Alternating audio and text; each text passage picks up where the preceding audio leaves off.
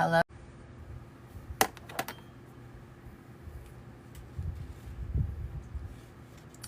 Hello, loves.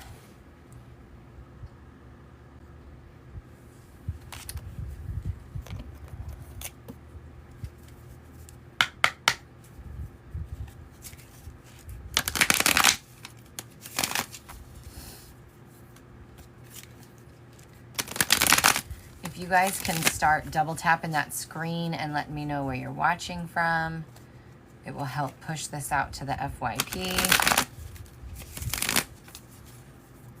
Again, just double tap that screen. Let me know where you're watching from. And once we get some people on, we get the likes up, we can dive into my intro and to doing readings. Missouri. How's everybody feeling coming off the full moon lunar eclipse? A lot of people have ascension symptoms right now. A lot of people are clearing a lot of stuff. No. In fact, I rarely use cards to read. I love to shuffle. But part of what I will be telling people is if they gift, they can get a card if they don't want to pay for a donation read. But no, I don't need cards to read. But cards are fun to use sometimes. No.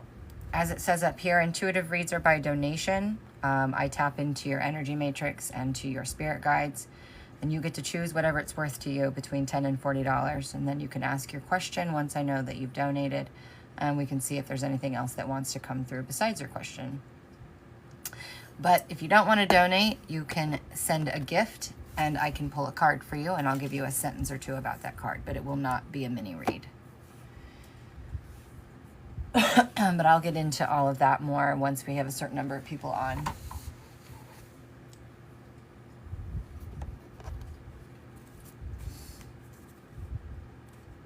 I just require an energy exchange, even if it's a half a cent, which is all a rose is.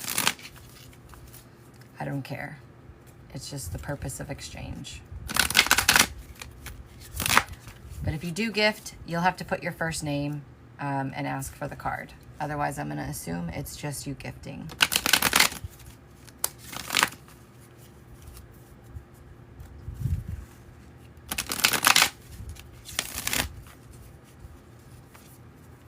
I don't do it by topic. I just pull the card.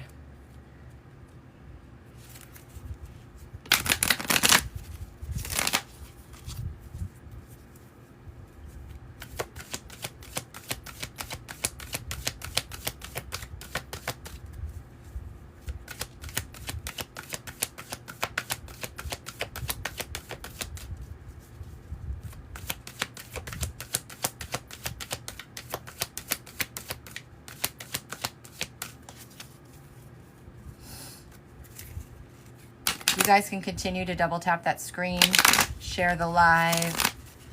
Let me know how you're feeling, where you're watching from. That will help get this pushed out.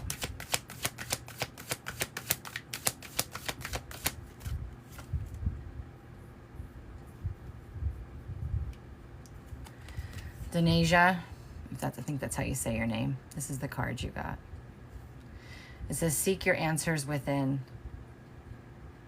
This is about, God, I almost want to tell you, like, you are either seeking permission or validation. Like, I feel like you're seeking. And you just need to be. Like, sit, meditate, take deep breaths, and don't look in your meditation even. Just sit and be with your breath. Sit and be in your own energy. Let go of needing to know the answer right now, and the answer will come in.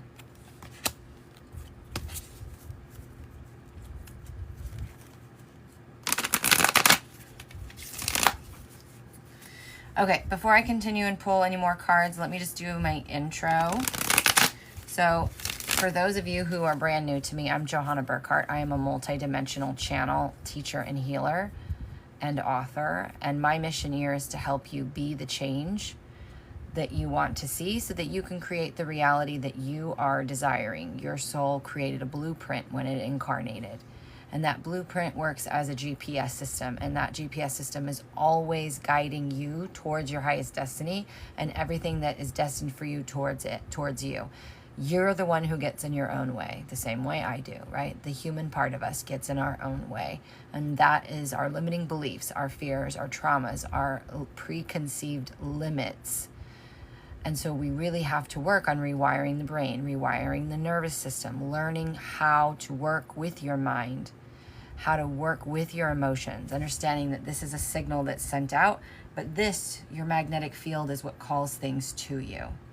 So in sessions, that's what I help people do. I connect to your spirit guides and your ancestors, and we help you figure out what your soul's purpose is, which is what you're here to learn, your soul's mission, which is what you're here to do if you so choose, to help you to rewire your brain, your nervous system, to really help you navigate whatever's in your way.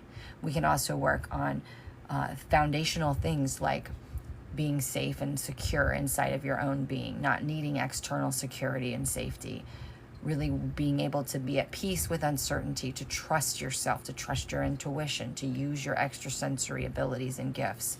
So they're called quantum soul sessions for a reason. They are all inclusive. We do whatever we need to do in that session. If you've never had a session with me before, there is a first-time client special rate. And I also offer mentorship. And that's basically for those who really want to change their life permanently and don't want to go back, who are just done with the bullshit, done with the stories, and they really want to commit to changing their life and then to turn around and help others to do the same. I've helped many, many, many people go out and be leaders and healers and teachers in this world. That's one of my favorite things to do. So when I come on here, I do a little bit more of general intuitive reads where they are based on donation. So whatever it's worth to you, the donation range is $10 to $40 through Venmo, Cash App, or PayPal, and it is accessed through the link in my bio. It's in the tip jar. So if you would like me to connect to your energy matrix and to your guides to answer your question and to see what else comes through, that's how you'll do it.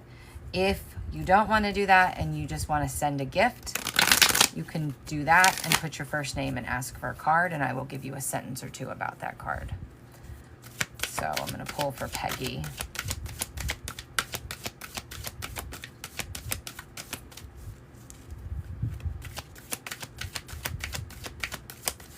Oh, she had a flyer. Peggy, you had a flyer. If I can pick the card up with my nails. Know that you belong. I actually feel a very high level of sensitivity with you with this card and with your energy in general. I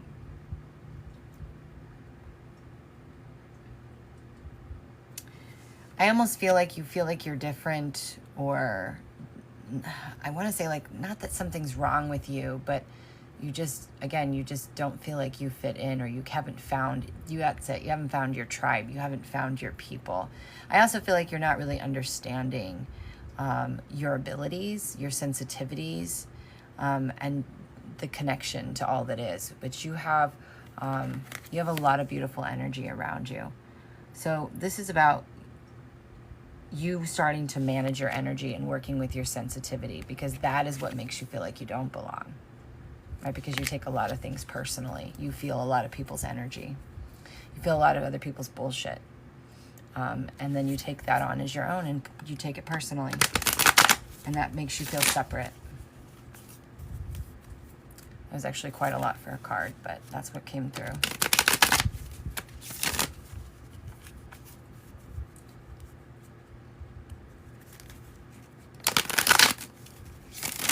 Okay. So that's what we're going to do today. And if you guys have general questions that are not specific to you about spiritual development, about the healing journey, about mentorship, about the energy that we're in, general topics, feel free to ask. We can have general discussions as well. Hey, Katrina.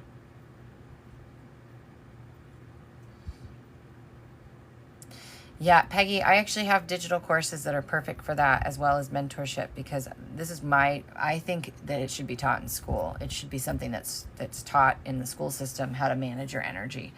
And I think in the future it will be. But if you are interested in help, you can check out some of my resources, the course Unity and the course The Energy Matrix. Both of those courses will help you do just that, plus some. They are very extensive courses.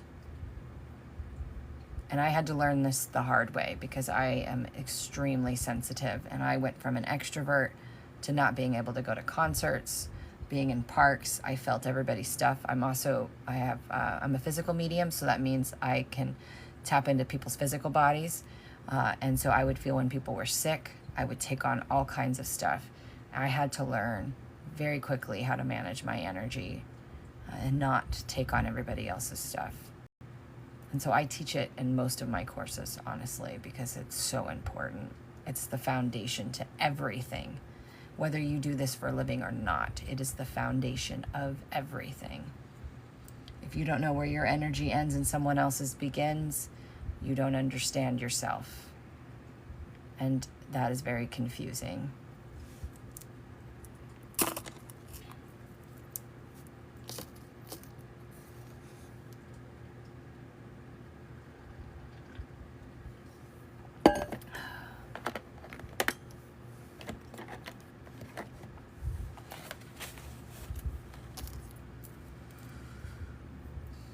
So is anybody else experiencing ascension symptoms? There's a whole lot of people that have summer colds or allergies or even flu symptoms. We are going through a massive clearing right now as we begin to move into a new frequency, or the option is there for you to move into the new frequency, I should say. In order to do that, there is a lot of purging and a lot of letting go that has to happen. So there's a lot of relationships that are ending. There's a lot of contracts in general, whether that's jobs, businesses, friendships, partnerships. And there's a lot of clearing individually going on, clearing fear, all kinds of stuff. And that comes with the physical, right? That's what we call ascension symptoms.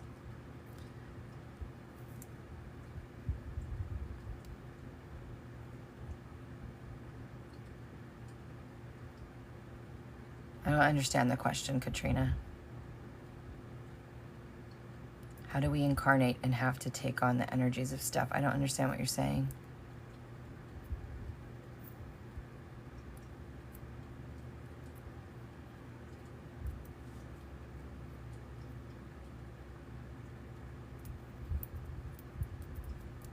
Ascension symptoms are going to be more of fevers, allergies, colds, flu symptoms. Can you have other things that come on? Yes, but that is, it's a different level. So like when they thought I was having my stroke, that was my light body coming online. When I had a lot of numbness and tingling. So it's going to be individual for every person.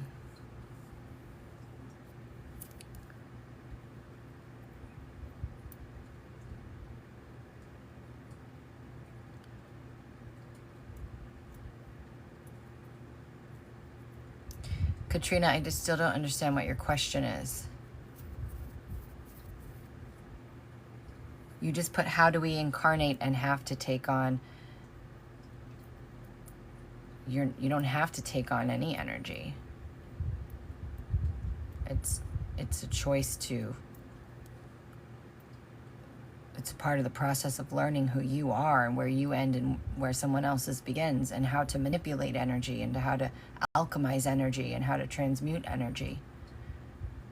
So I'm not sure if I'm understanding your question.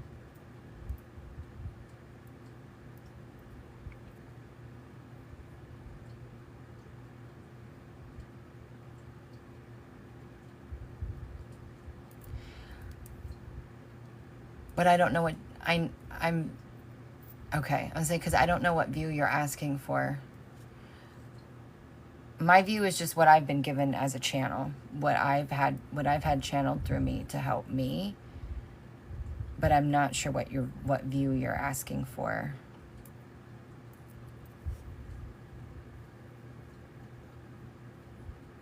Because we don't have to take on anything.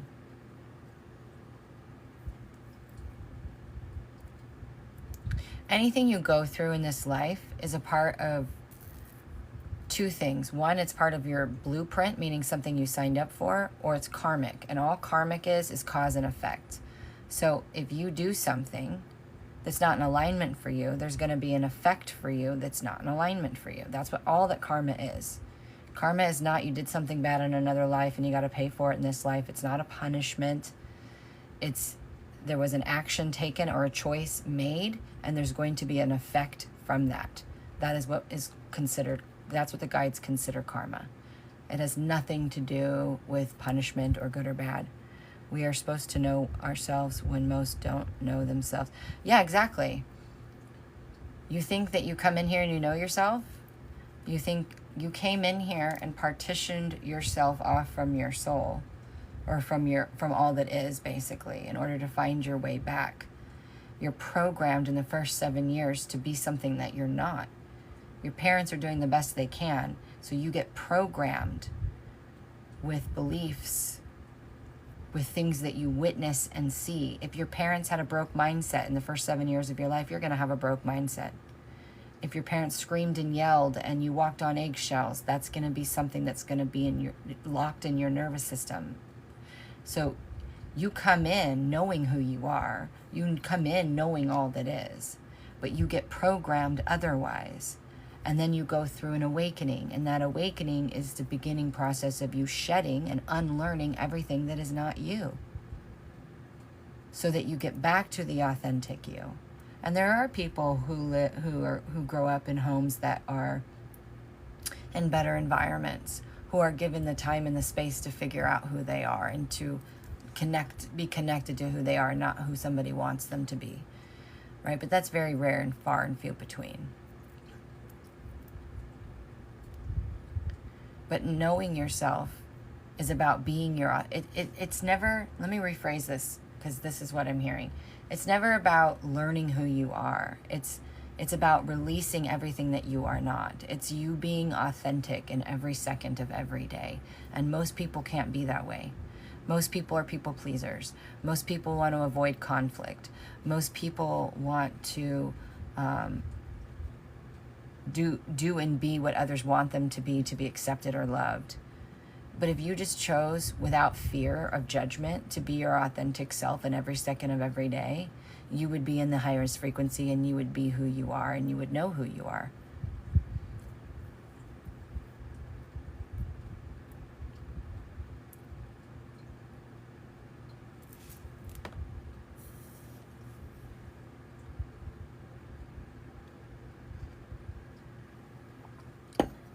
But there's a lot of fear of judgment. There's a lot of fear in general, but fear's not real. It's just not. But if people understood that fear and excitement are one and the same, it's two different sides of the same coin. And when they felt that, they opened that door and walked into it. They would be presented with choices that they never saw available before.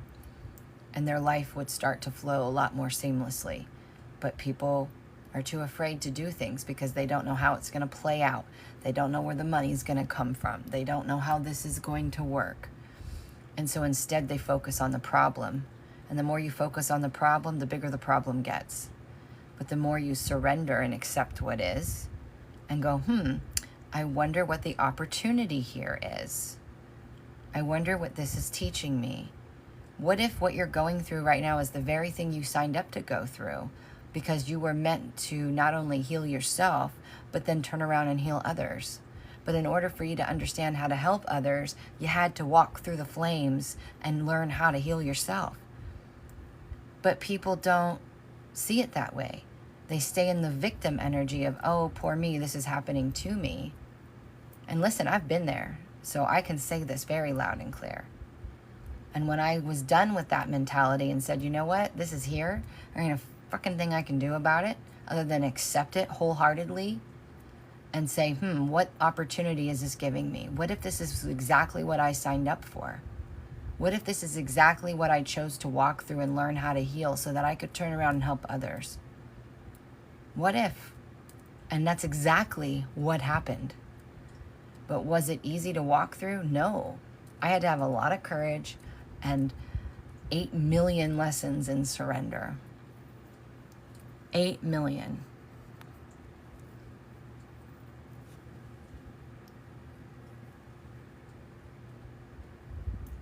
Exactly, Shannon. I was thinking about you today. I was honestly thinking about you today. And I was going to do another post and I changed it. But it literally is. If you are going through something, you're not being punished, you're not being broken. And you got to quit focusing on that's what's happening. Instead, if you were like, fuck, this is an opportunity. If I can figure out how to walk through this, you know how many people I'll be able to help? Because let me tell you, all I went through with my adrenal fatigue, with my grief of losing the most important people in my life, with having what the doctors labeled a stroke, but really was my light body coming online and shutting my whole rest of my nervous system down. That was scary, and nobody knew how to help me. There were programs and there were doctors and there were things, but none of this shit was working. And if it isn't working, it's because it's not for you. It's because you are meant to do this. You are meant to heal yourself. And when I chose to take the reins and I said, this is an opportunity, I went through the other side of it. And now I'm able to help others do the same. So it's all a choice in how we look at things. But you're already whole. You're already complete. That's the crazy thing. The mind is the problem. The mind tells you you're broken, you're sick, something's wrong with you. But you're not. When there's something going on with your body, there's a reason for it. You're just not listening.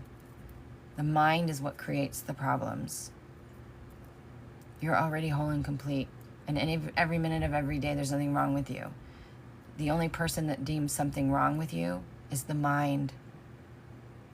Because the mind is the thing that judges. There's no judgment in oneness. Oneness is pure acceptance. It's pure perfection. Even if the only thing that's labeled wrong, sick, imperfect is the human ego that judges. That's it.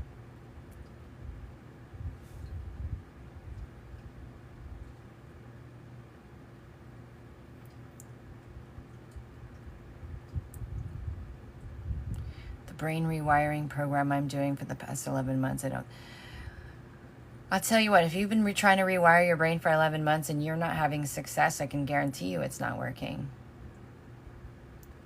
11 months, you should have a whole lot of rewiring going on. It isn't just about there has to be a connection between the mind and the body. You can logically know you're safe. You can logically know what I'm telling you, right? This is part of being self-aware. When I was going through my journey, I'm very, very self-aware. So I know the truth. I know how I should be acting, how I should be behaving. I know how I should be responding, whatever, right? I know what's really happening. But my nervous system said otherwise. My body said otherwise. So until you start to connect the mind and the body together, it doesn't matter what you tell your mind.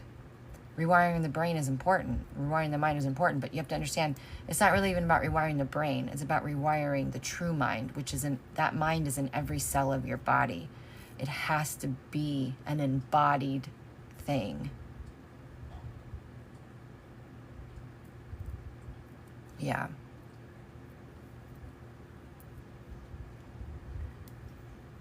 And that's why, like in the recalibration experience, we do the intro to that, right? Where we talk about the mind, we talk about the energetics and the emotions, and then we talk about the things that you have to do in your life, right?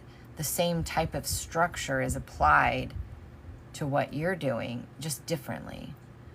But there has to be a structure, and there has to be physical parts of it. There has to be more than that.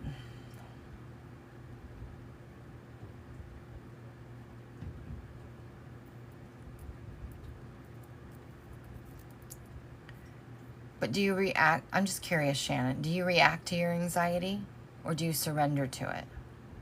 Do you fight with how you feel, or do you surrender to it? Do you try to fix how you feel, or do you surrender to it?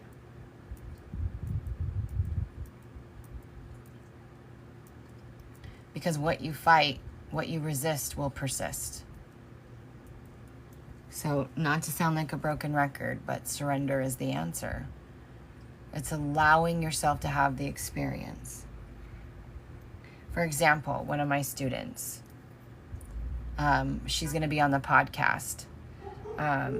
So you'll hear this in her own words, but she talks about how she had panic attacks, and she has a whole bunch of kids. I think she has 4 kids, very young kids.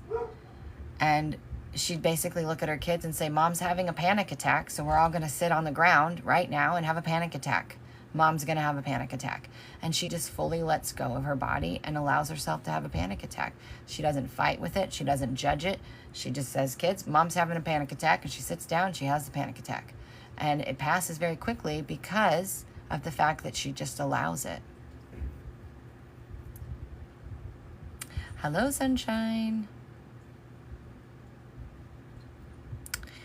But that's the difference, and I'm not trying to harp on you, Shannon, so I hope you don't take it that way. Trying and allowing are 2 different things. So there's a part of you that is still judging what you are going through as wrong. There's a part of you that's judging what you're going through,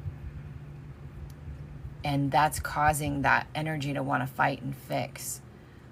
But if instead you just was like, hey, this is my life, this is what I do, it's okay, and you had 0 fight, it'd be a lot different. Yes, that takes practice. But I know you can do it. But I know you're still labeling yourself. You're still judging yourself. You're still wanting this to be over. And acceptance is not agreement by any means. It's just, it is what it is. And let's not focus on that. Let's focus on, I wonder what it would feel like if I just let myself have an anxiety attack. I wonder what it would feel like if I didn't fight this. I wonder what it would feel like if I just laid down and let the anxiety take me over. Just allow, because all it is an abundance of energy. That's it. That's all anxiety is. Your nervous system is sensing all the energy around you, and you're perceiving it as a threat instead of just going, oh, it's just energy, and just being like, okay, I'm just going to let it take over me. And so this is the practice. And while our diagnoses might have been different, the sensations are almost the exact same. So I know it's possible. Not comfortable, but very possible.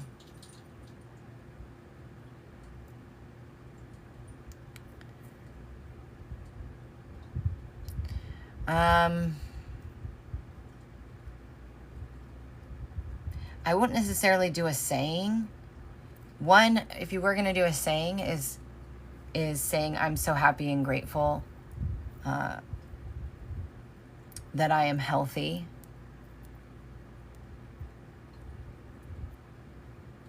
I'm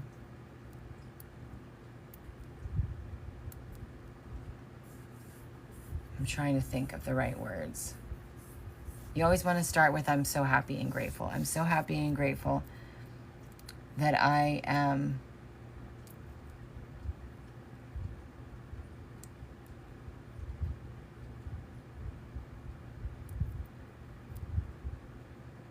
I'm so happy and grateful that my nervous system is regulated and I feel at peace. Something like that.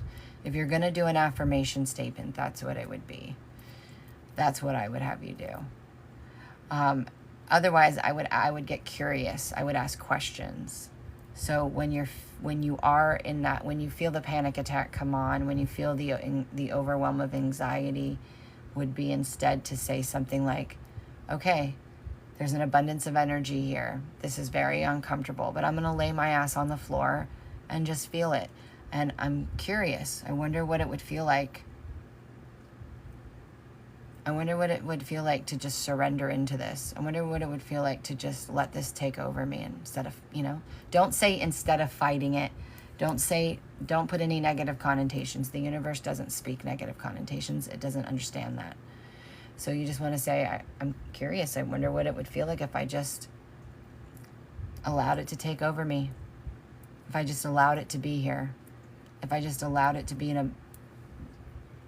allowed myself to be swimming in an abundance of energy. By asking that question, your brain receptors and all the cells, right? Your mind is in every cell of your body. All of your cells go, I wonder what that would feel like. And it starts searching for that sensation. So just by you asking a question of curiosity, you are training your body to look for something differently.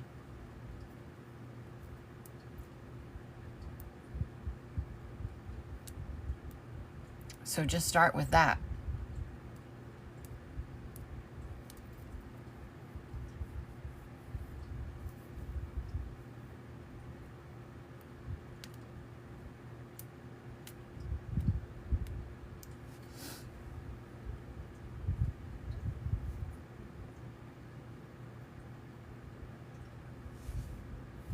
But that's why I said, Shannon, I think you and I are going to work together in mentorship, because I think you are going to go on to help people with this, because you aren't going to be the only person, the same way I am not the only person.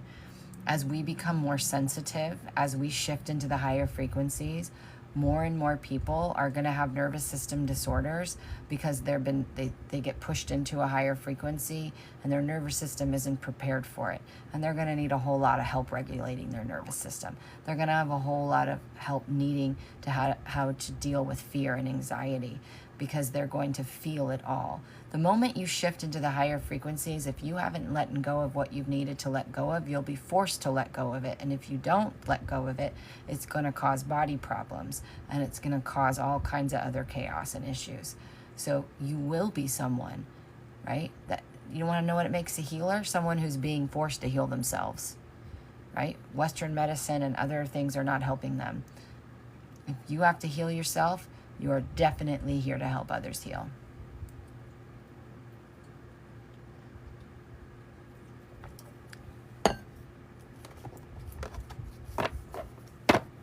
And there's 1,000,001 ways you can do that. From writing books, to doing healing sessions, to coaching sessions, to programs, to retreats, to standing and speaking on stages. Like, there's no one way to do this. Everybody's going to do it differently. But that's how you know. Yeah, fibromyalgia. Same with arthritis, stored trauma. Any type of major disorder generally comes from a nervous system disorder. So, especially autoimmune diseases. Autoimmune diseases are caused when there is a conflict between the brain and the body. When the brain needs you to do one thing, right? Your body, your mind, that's in every cell of your body, needs you to operate in one way, meaning it needs you to rest. It needs you to eat certain things. It needs you to do certain things, but you don't listen. You push through.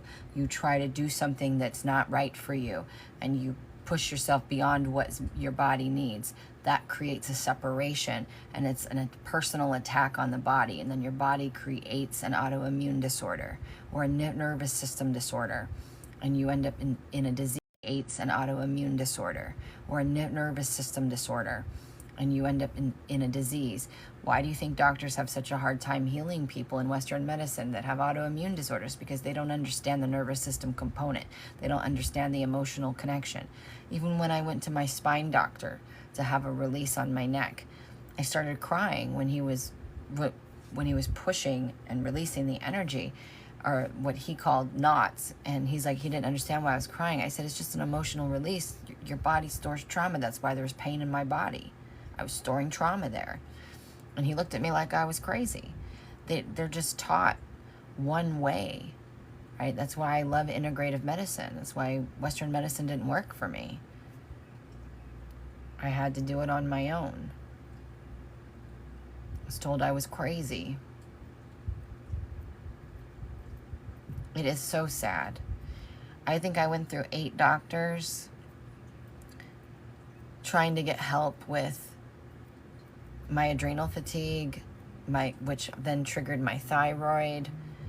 And I had so many symptoms, and they all told me I was crazy. I must have walked out of several doctors' offices in tears because I was told I was crazy. I was told that there's no way I could have all those symptoms, that it was all psychosomatic and blah, blah, blah. And I basically got so angry, I said, I'll fucking show you. And I went down many rabbit holes as I could, and I listened to my intuition. When I was guided to supplements, I fucking took them. When I was guided to change my diet, I did. When I was guided to do certain things, I did. And I learned to heal myself.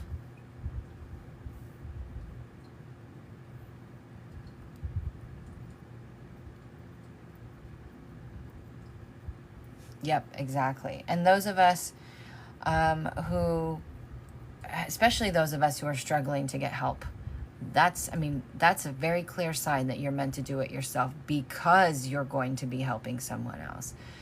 The best healers and coaches and teachers are the ones that walked through the damn fire and made it to the other side and are now living proof that you can do it. If you're going to a healer or a teacher or a coach who hasn't done that, you're not going to the right person. You might as well go to a Western medicine doctor who learned it out of a textbook.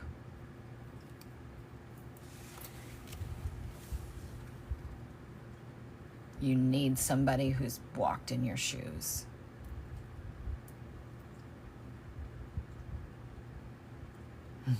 I love you too. And not that those people aren't trying to help, right? I mean, there's a place for everybody.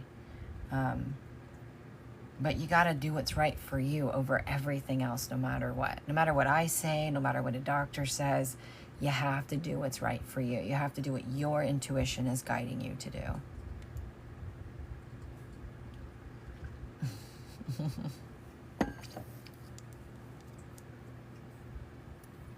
Yeah.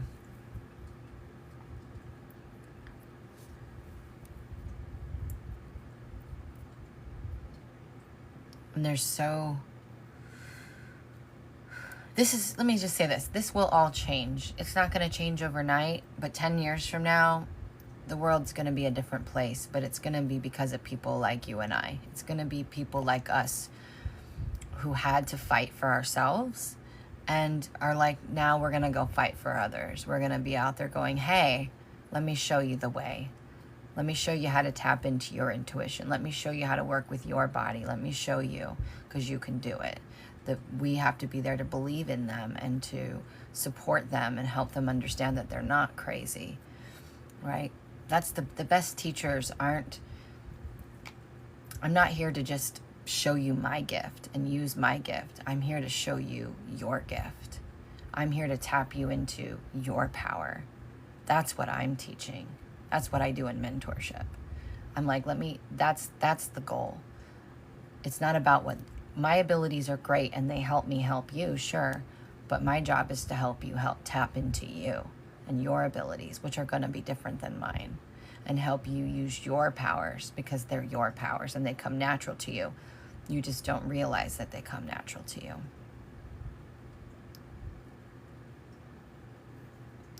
Yeah, I love somatic movement. For me, it's right now it's hot yoga and hot Pilates. which seems to be the most helpful thing for me. And my diet, and just being really, really in tune with my body, knowing how to touch myself in the right places, and how to soothe my system. Yoga therapy is really great as a somatic practice, where someone holds you in a certain pose and having that closeness, right? Because sometimes people fear being around other people. And so having somebody hold you is one of the most intimate things that someone can do. It puts us in a vulnerable position. So doing yoga therapy is a great way, because they hold you in poses and you have to rely on them holding you in that pose. So there's lots of different things that you can do. It's just knowing what's the thing for you. And sometimes that takes trial and error. But the first step to any of this is surrender. If you don't see what you're going through as an opportunity, you're going to see it as a threat. And when you see something as a threat, that means you're closed off, which means you can't receive healing, you can't receive guidance. It also creates resistance, which makes everything amplified. When you see things as an opportunity, that puts you at ease, not in dis-ease. That puts you at ease. That allows you to be open to receive. It allows you to be creative and curious. It is a more relaxing energy. And that's the part where every time we feel something or think something, we have an opportunity to say, do I want to perceive this as a threat? Because there really is no threat. Let me look around. Let me verify. Or do I want to see this as an opportunity? And when we say that, the first thing you'd be like, well, what's it an opportunity for? Get curious. I wonder how this is going to help me one day. I wonder who I'm going to be able to help because of this. I wonder what I'm being guided to do right now.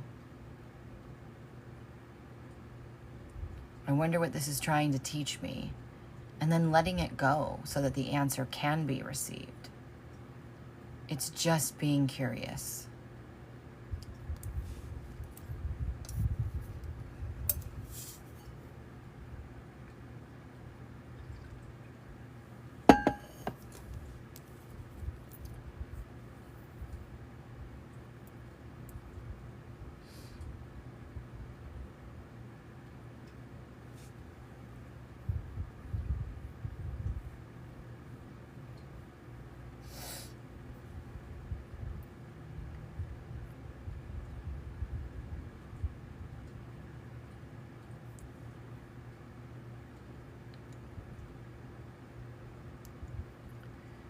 And there are doctors out there who are good. I actually went to urgent care when my allergies got really bad, and my ear was so clogged, and I didn't want to have another ear infection. And I went in and I got an urgent care doctor, and I looked at her and I said, listen, I don't take pharmaceuticals, and I don't like taking over-the-counter medicine.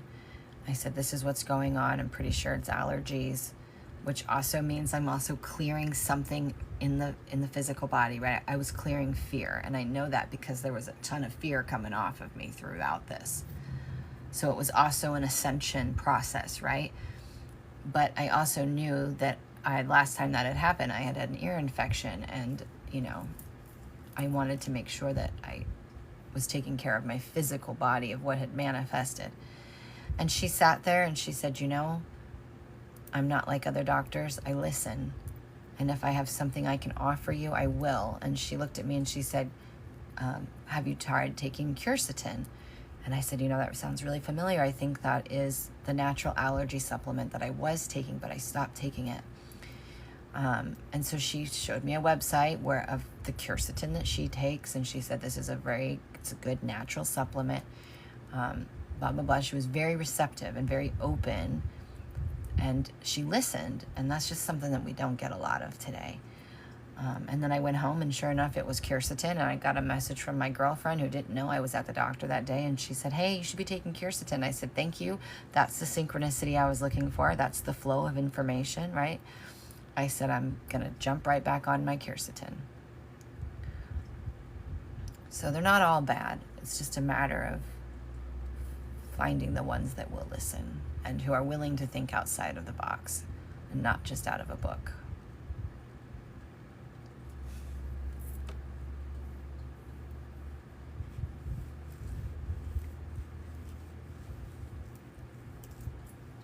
But it's the same with anything else.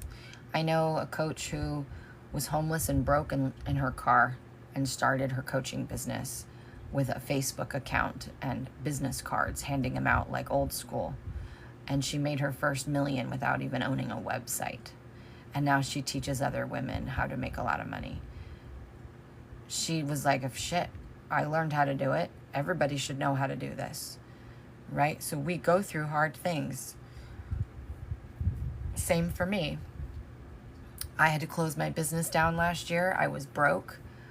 Everything went to an end, mainly because I wasn't surrendering, mainly because I was not listening. And then when I finally did start listening, I received everything that I needed and recalibrated myself, and it changed my whole entire life. In 5 months, I manifested everything plus some that I wanted for the whole entire year and blew my mind. And I was like, shit, I think I can teach this.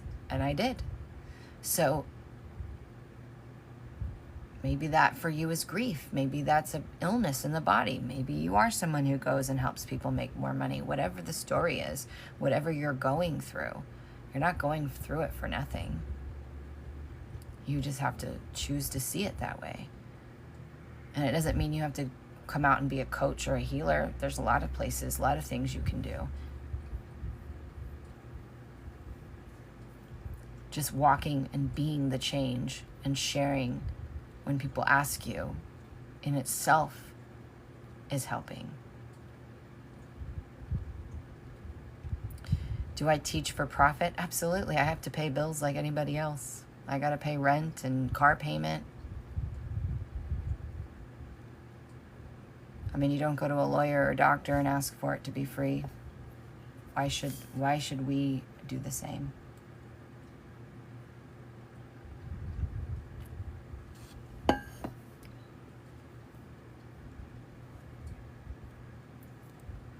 But I will tell you, if I was independently wealthy, I'd be doing this. I would be on here every day for free. If I just had millions of dollars chilling in my bank account and I didn't have to really do anything else, I'd be on here sharing it. That's how much I love it. I do ask for donations. Why do you think it says up there for donation? I come up here and do it for donation, but donations don't pay my bills. And when I mentor people, just to give you an example of what it looks like to mentor with me, it's 6 months of me connected to your energy the entire time. It's you having constant support through Messenger or Marco Polo video support 6 days a week. It's you having me in your back pocket. It's 90-minute sessions every other week on a schedule where that's your day and time. 13 sessions over 6 months. It's you getting access to all the courses and transmissions and energy things that you need that I think is going to be beneficial to you. It's a lot of my energy. It's a lot of my resources. And so mentorship is a very sacred relationship. And when it ends, people oftentimes feel like it feels like a breakup because we have built this very trusting, intimate connection between the two of us. Because I don't want your higher self showing up to these sessions. I want your inner child. I want your ego. I want the parts of you that you don't want to look at. That's what needs to be seen. That's what needs to be heard.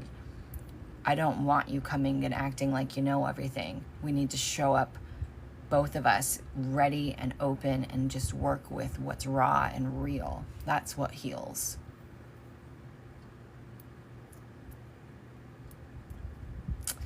The best course for mine would be Energy Matrix. The Energy Matrix was a 9-month live program that I ran a couple of years ago, and it teaches you how to manage your energy. It teaches you how to work with your auric field. It teaches you how to be present. It teaches you how to work through your fears. There's healing transmissions. We do deep, deep healing work in there with fears and your beliefs. And then towards the end of the course, the last section, we work with mediumship, developing your ability to channel energy, to read the records. Like, we tap into many different ways of doing things so that you can really understand how your gifts and ability work. My courses are all linked in my bio. If you click on the link and scroll down to work with me, it'll say digital experiences. And my courses are all very reasonably priced because they're no longer, the only one that's currently live is the recalibration experience, but the rest of them you purchase and you own for life, and then you can join my Facebook group. And that way, when you're going through the course, if you have questions or you need help, or there's an exercise that you need to submit to me, you can do it through, connect me through working with the group. Hello. Waves of Wellness, hi.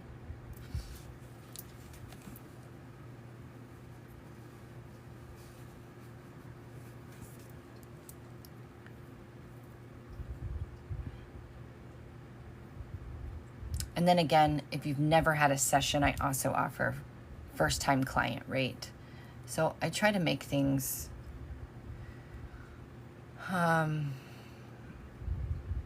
available for all levels, right? I've had people who are very high-level coaches hire me and work with me in private mentorship back to back for, 2 or 3, rounds, and gone on to have very successful businesses. And then I have people who are not in this industry who come to me to work in mentorship just to heal or to develop and trust their intuition again so that they can have relationships where they're not anxiously attached or where they are not in fear constantly. So it's a very wide variety of people. But I really want to start focusing more on helping people who are going to go out and help other people. I want that ripple effect. I honestly, there's a shift in my energy where I'm really not wanting to be live all the time anymore. I'm not wanting to be out in front of the masses. I'm wanting to, and will start focusing on writing more of my books, and doing more just mentorship, and my podcast, because I want to teach the teachers. I want to heal the healers. I want to help the people who are going to go on and help everybody else. I'm really feeling this shift of wanting to pull my energy back and focus on those who are really meant to be in front of the masses. And that's what's starting to feel really good for me, but it's different because I've always been up front. And now I'm wanting to kind of go behind the scenes. And so that shift I'm in that shift right now, right? So you'll see me start to pull back. And once I'm done, I'm traveling for a few weeks. So once I'm done with my traveling, I'm going to commit to writing 2 days a week and getting my next book out, and really focusing on getting more guests on my podcast and monetizing my podcast so that I can reach the masses in a different way, but focus my energy and my teaching and my healing on those who want to heal and, be out there helping others. I have testimonials everywhere. I've been doing this 8 years, and I started as a business coach, empowerment coach in business, and had my spiritual practice behind the scenes.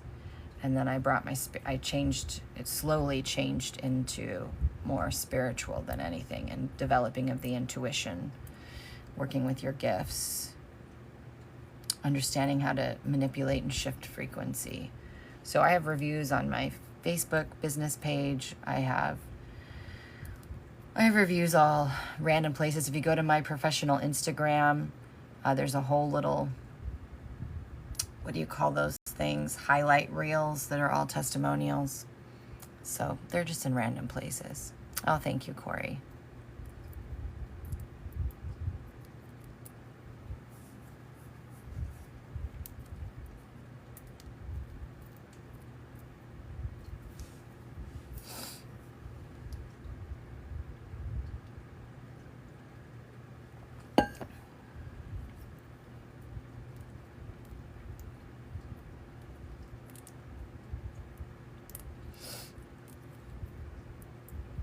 But I don't, the only time I ever really talk about my courses is when I'm on here and someone says something like you guys did, like what course is good for this or whatever's that, because I don't run them live anymore, so I don't launch them.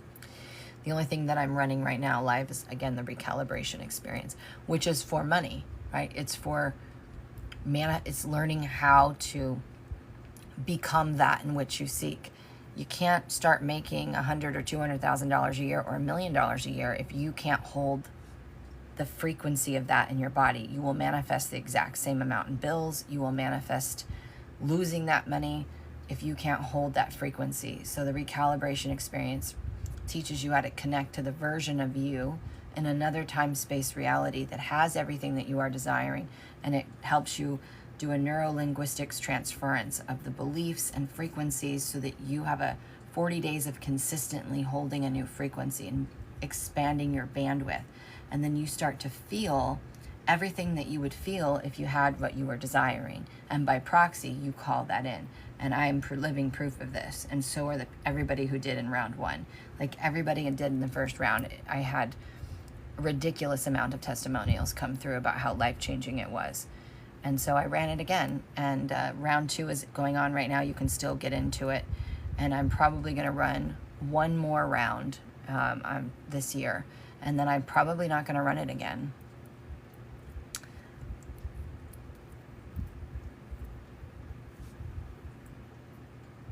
Because I just don't want to do courses anymore. Yeah, Corey's done both rounds. And there's a couple people. There was like 3 people, I think, that did 2 rounds back to back. And they just wanted to go deeper. And it did. It took them to a whole nother depth.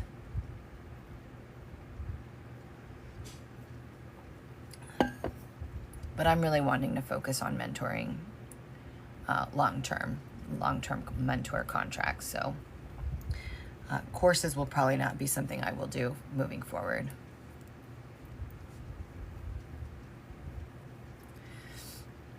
I don't know if Corey's intention was to manifest money. Corey, what was your intention on the first round? Everybody set an intention of what it is that they wanted to create. Yeah, that's what her intention was. Everybody had different intentions. And you're not always going to end the 40 days and all of a sudden be your whole... You don't go from day 1 to day 40 and have everything manifested. Can you manifest things in that time? Sure. But I did my 40 days, and then within probably a month of that 40 days, I started seeing a shift in my money.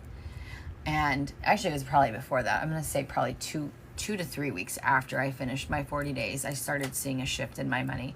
And so that was, my 40 days was up in the first week of February, first or second week of February. I can't even remember now. And by March, the end of March, I hit my first income goal. And by June, I hit my 3rd income goal, meaning going up in income. And had the biggest month of income that I'd ever had.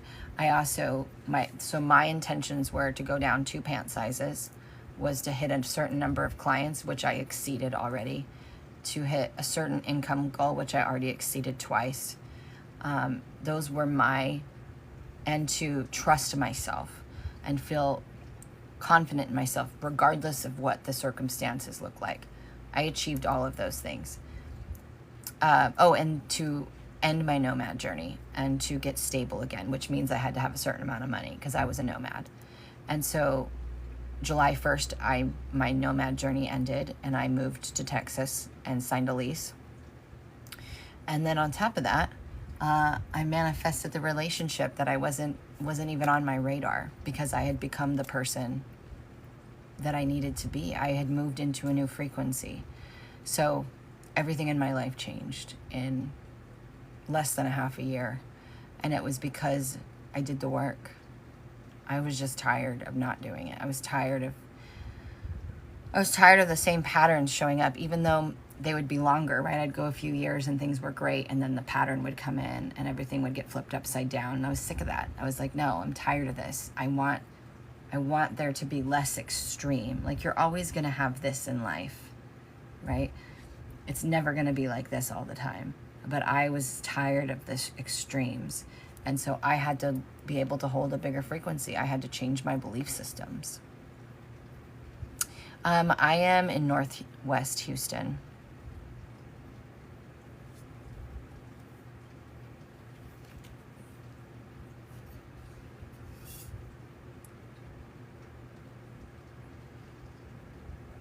Currently I'm in North Carolina, but I live in Northwest Houston area of Texas.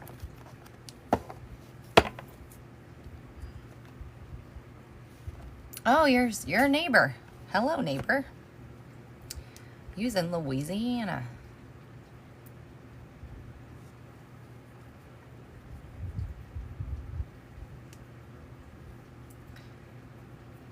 Yeah, Corey's a mom. She has a whole bunch of kids.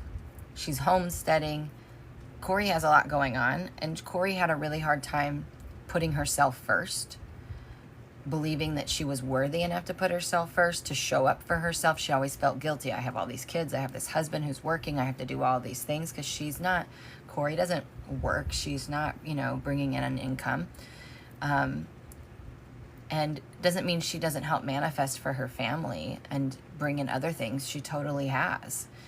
And she was able to start putting herself first and see how everything changed because of that, right?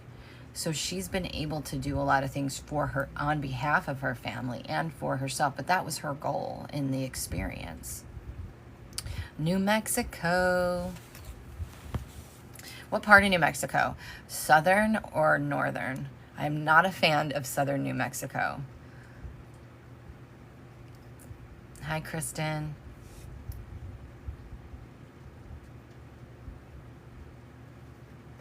It really is, because Corey really had a hard time with that. So this has been huge for her. But everybody's intentions were different. Okay, yeah, that's a better part. Every time I go through southern New Mexico, I just feel like it's just death. It has such a weird vibe. Hi, Rocky. I haven't seen you in a while. How are you?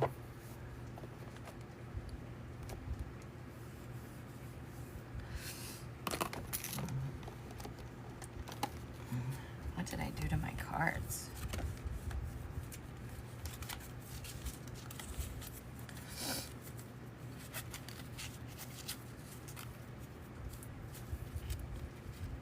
I have such a blessed life. I highly recommend working with Johanna. Oh, thank you. It's deserted, but it just feels like if you stop, you might get eaten, I don't know. It's just a weird vibe. It's a weird vibe. And I love me some aliens. It doesn't feel like, I don't worry about getting abducted or having an extraterrestrial experience. I've had those most of my life. It just feels like you're gonna get murdered. I'm doing good. I am in North Carolina. My son turned 18 on this past Sunday, so I came to hang out with him for a while. All my babies are no longer babies.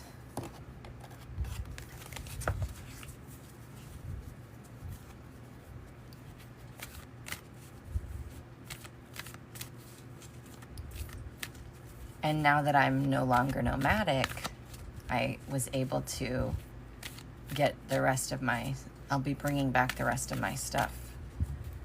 Yeah, my daughter's 27. 27 and my son turned 18. It feels so weird. I don't feel old enough to have these kids these ages. It is great. I love they're adults. They have their own lives. They have things going on, but I just like being around. I wish I was closer to them, but I don't want to live in North Carolina. I don't want to live out here anymore. That's why I left to begin with. So it's their turn to walk their journey.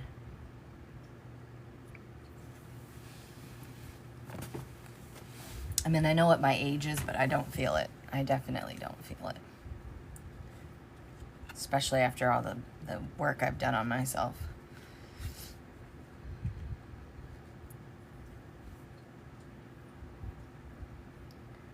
Oh, you don't like Phoenix? I don't mind Arizona. My thing is I know it's going to sound weird, but I can't live in a landlocked state. I have to have an ocean on one side of the state. Isn't that weird? Yeah, it is hot. It's dry heat, though. Houston is freaking hot, and it's humid. And so is North Carolina. You know, what's funny is I went all over Texas, and I loved all of it. I avoided Houston like the plague because I can't stand high humidity. And where did I end up moving? North Houston. Yeah, I have to have an ocean.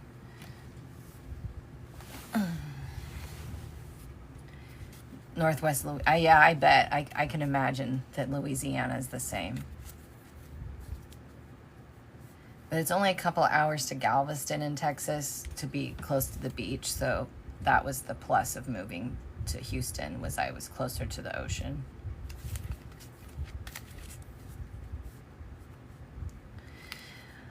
That's how you'll know that I'm like rolling in the dough, is because I will have a second home in Hawaii.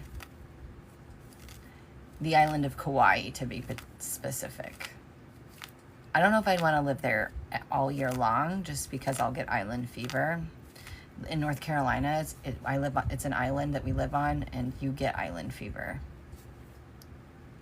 You were in Houston in 2013. West Hampton, very similar, yeah. Make sure it's a blue home, right, Jennifer? Or has a blue roof. Yeah, for me, it's getting in the salt water. Like, if I just get in the salt water and float in the salt water, I swear it heals everything.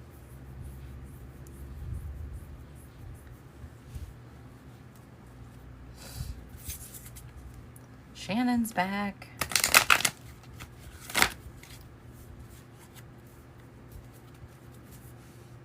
I love to travel. I'll never stop traveling.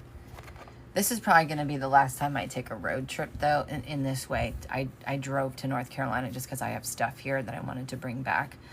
And I did it in one overnight, so I drove 11 and a half hours each day. I don't want to do that again. I'm going to do it to get back home, but,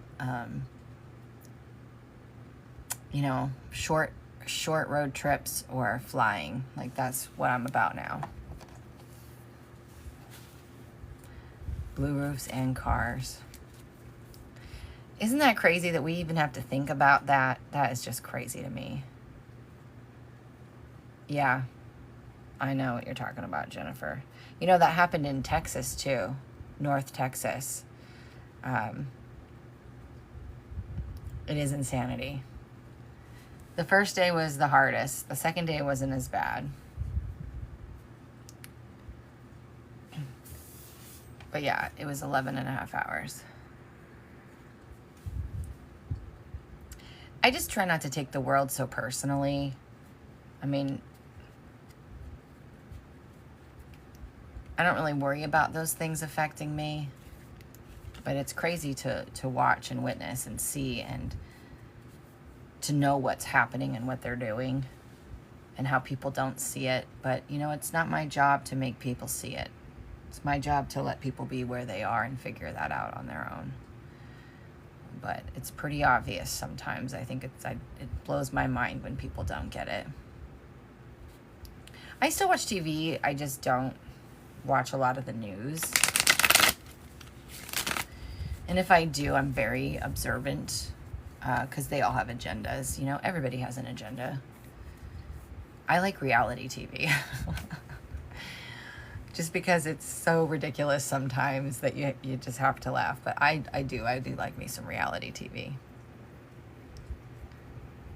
Yeah, everyone definitely learns in stages. And you know, sometimes we have to have, the only way to break denial is to recognize you're in denial. And so for me, I quit trying to convince people or help them wake up, because I recognized it only pushed them further into denial. Ignorance is not bliss.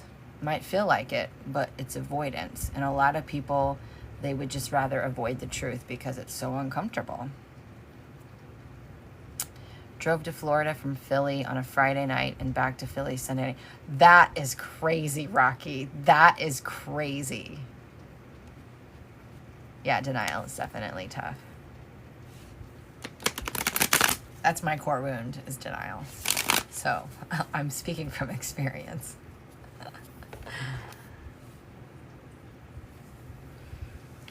I didn't realize I had this on.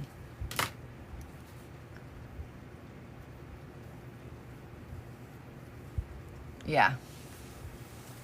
Because people convince themselves. People convince themselves of their, you know, that's their truth. And then one day their mind's gonna open enough and they'll start to question their own mind or what they're seeing, you know, but everybody's got to reach their own point, you know, it's their own journey. Only on coffee. Yeah, I have a really big abandonment wound as well. I'm basing the denial off of the gene keys. So gene keys gives you 6 core wounds.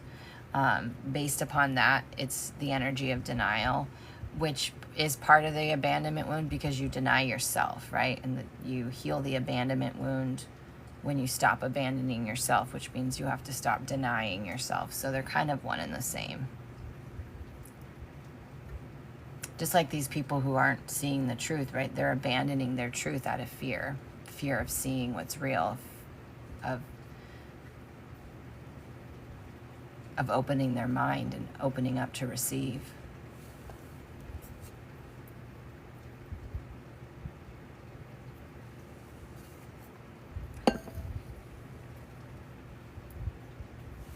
I used to think I was crazy until social media. It is helpful that others can see what is going on. It really is. Very true.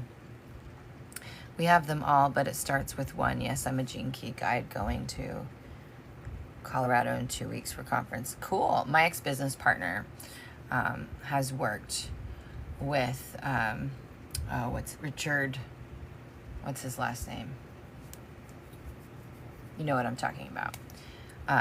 So I used to offer Gene Key and human design readings. Richard Rudd. And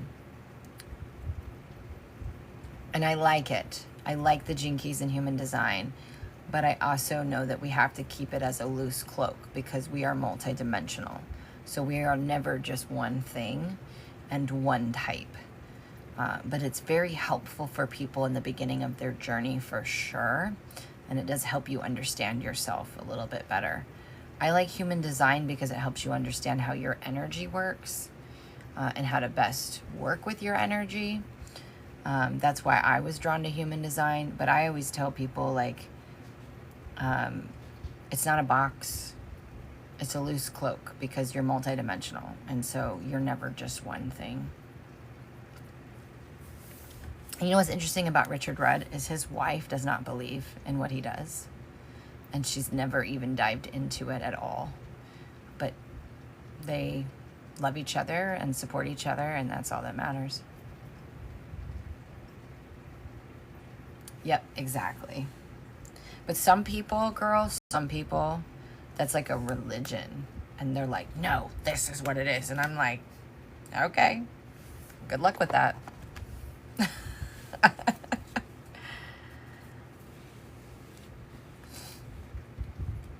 Yeah, I don't even want to be with somebody who's like me.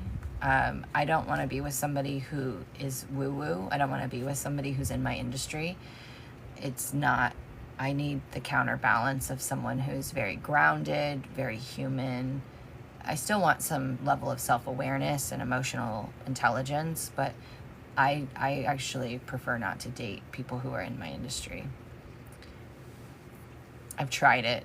it just doesn't work for me.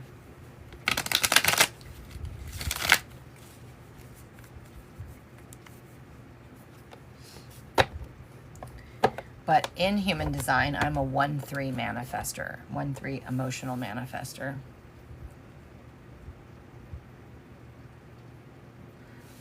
He says things and right after it, oh, we could make a religion out of that sentence, but won't.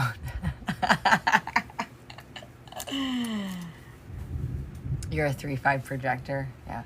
You know what's cool? The one thing that I remember was hearing how 1-3s are kind of a rarity, and 1-3s having children that are 1-3s are kind of a rarity. Both my kids are 1-3s. One's a 1-3 projector, one's a 1-3 manifesting generator. Let me tell you, the mirror of those two are real. It's real. And it's hard because 1-3s go first, right? 1-3s kind of learn the hard way. They're kind of paving the way. So I can't really help them. I have to watch them figure it out for themselves because I know from experience 1-3's got to figure it out on their own. We're investigators. That's what we do.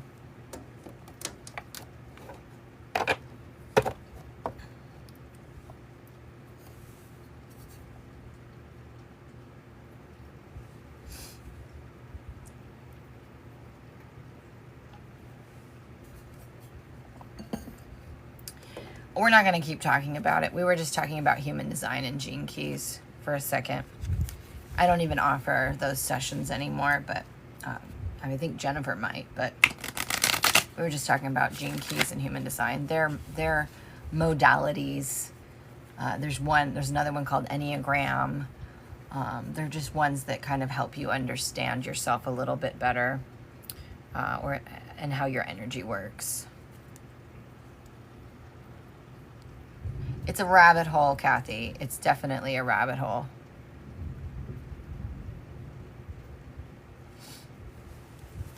Actually, I don't even think I have it. And so there is one course I might still have up that has human design and gene keys in it, but I think I don't. It might be up there. It's called Reset and Reclaim. But yeah, I moved on. I don't even do those sessions anymore. Yeah, interested, go for it. Like Jennifer, you can follow Jennifer. She obviously does it. My old business partner, Ashley Pfeffer, her company's called Unlock Your Design. She has, both of them are working with Richard Rudd on some pretty big projects, which is the creator of Gene Keys. And they have a huge library with a ridiculous amount of free resources for people for both human design and gene keys. So you can search on Google, Unlock Your Design, follow them on Facebook, go to their website, sign up, and you'll get an email once a week that it will be loaded with content and information. So that's a good resource if it's something that you're interested in learning more about. And I'm sure there's a million other people on this app that talk about it too.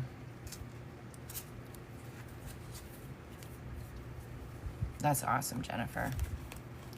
The person you mentor, is she speaking light language? Yes. So yesterday and the day before, I had one of my mentor students, Salime Osman, come on. She was offering free energy realignments. And a lot of the realignment work does come through her speaking the language of light. And I speak a ridiculous amount of dialects. I just don't ever do it on here. But if you've purchased any of, or even some of the free ones on YouTube, there's some on there where you'll hear me speak the language of light. But I am certified in DNA Activation and Restructuring. I also certified Salime in that modality as well. And that is not like a temporary Band-Aid. That really works with your etheric DNA, which scientists call junk DNA. It kind of turns things on. I can clear a lot of trauma. I can clear a lot of ancestral things. I've even healed things in the physical body. Every single person is different. So I do offer, that's really the only healing thing I offer anymore is DNA activation and restructuring. It's a very, it's not something to just sign up for lightly. I do have a whole thing about it that you can read on my page, my website, and there's lots of videos on YouTube I've done about it. But I did certify Salime in it as well. And so her and I will continue to go live on here and offer those.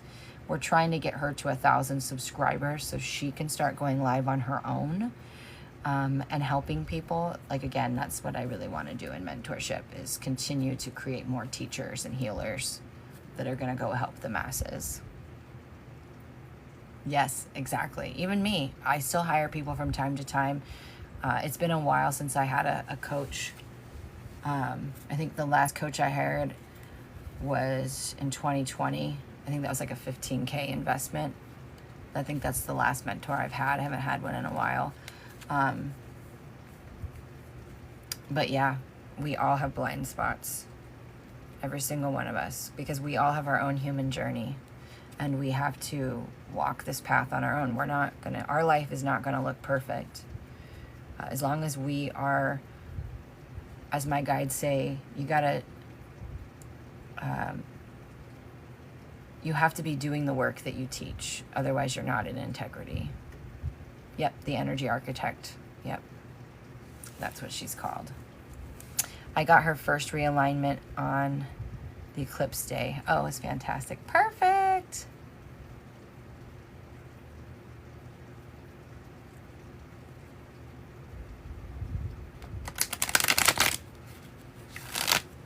Wear what you share. Yeah. Yeah, if you're not being the change, you're not in integrity. And unfortunately, there's a lot of people out there that are that way, and some you don't know. I've had a lot of people tell me I'm too transparent. I tell people too much of my story or what I'm going through, and I'm like, well, that's just how I feel called to do it. And then people really know that I'm walking my talk, because they hear me on my podcast, they hear me on my lives talking about what I'm going through or what I just went through or what I did to get through it, because no one's perfect. And sometimes that story is ugly, I've had to start over many times. I've lost everything and started over again 3 times. I've been married 3 times. I fall back in, I call it the potholes. I fall in the potholes sometimes. I still have fear. The only difference is now when I find fear, I run towards it. When things start to go wrong, I surrender into it. I practice the work that I teach every day, day in and day out. I don't know, for me, I wouldn't know how to teach something that I didn't go through. I'm a very much experiential learner. There's no way I would be able to teach something I just learned out of a book or a course. It wouldn't work, for me anyway. I'm sure some people can do it. I can't. That's not how I am. Yeah, exactly.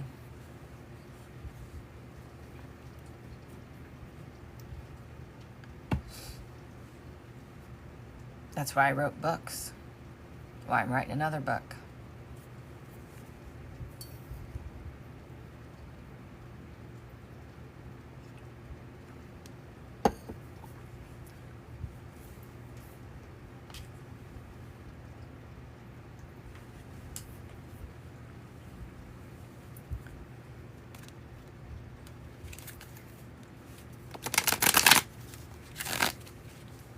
But when I first went into this business from the spiritual point of view, my dreams were, I wanted to open a healing center, a wellness center, healing/wellness center. I wanted to have these huge retreats. I wanted to be on stage, with thousands and thousands of people.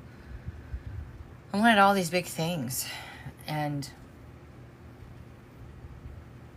after I went through my recalibration earlier this year and I hit all those things, I was like, And I talk about this in the recalibration experience. I say, it's funny.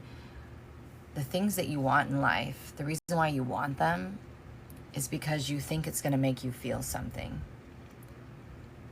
But when you start to feel that thing, feel that way without having the thing that you think you need, you may realize that you don't really want that. And that's exactly what happened to me. I went through it. I exceeded my number of clients that I wanted. I exceeded the income goal that I wanted. And then I realized, I don't think I want to do this. I'm feeling this feeling, but the activity that's coming with it isn't really fulfilling me in the way that I thought it would.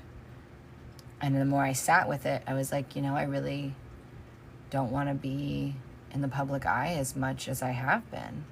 And I kind of had a minute of inner conflict with that. I was like, this is weird. What's going on? I thought I was going to be and have and do. And I was like, what if I can reach the masses without reaching the masses? What if I can have my quiet country life and my farm with my animals and write my books and mentor the teachers and the healers that are going to go out and make the difference? What if I can have my podcast and monetize that and share people's stories and share people who are out there changing the world and share what I'm going through? What if I can just do that? And that feels really, really good. But I don't think I would have been able to see that if I wasn't able to surrender into the version of me and align to that frequency that I needed to be on. And so what I say in the recalibration experience is this: you're going to have an idea of what you think your life is meant to look like, and you're going to start to visualize that idea in the transmission, and you're going to start to do the things, right? And then you're going to get through it, and it's either going to be perfect for you, or you're going to feel the very thing that you wanted to feel the whole entire time and realize that you have a completely different dream. And that's okay too. Because your desired dream is what drives the train forward, but it's always going to take you to your destiny. And your destiny rarely ever matches your ego's dream. It just doesn't.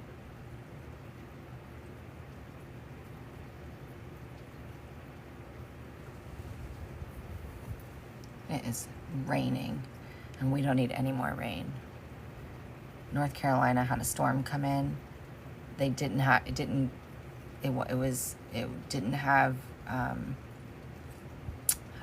what's the words I'm looking for? It wasn't a named storm, but it dropped like 18 inches in Wilmington, and then out here I think we got like 9 where I am. Everything is flooded. We don't need any more rain. It's pouring right now.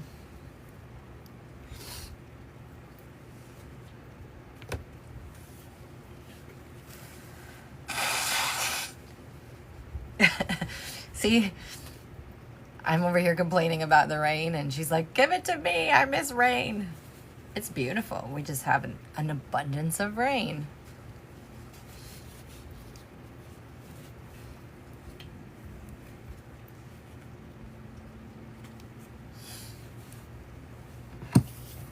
Total abundance of rain.